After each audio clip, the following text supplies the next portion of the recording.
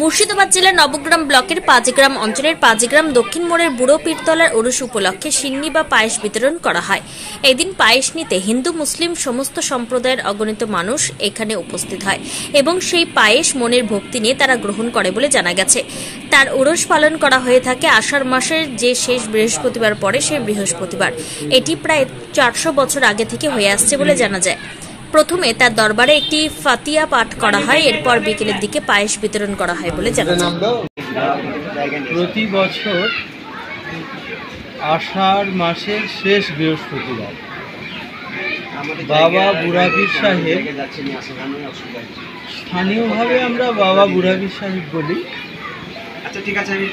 কিন্তু হজরত শাহ বাতাসা রহমতুল্লাহ আলাই ওনার পুরুষ মোবারক, এই উপলক্ষে আমাদের সারাদিনের কর্মসূচি বিকেলে সর্বসাধারণের জন্য পায়েস বিতরণ করা হয়। প্রতি বছরই হয়।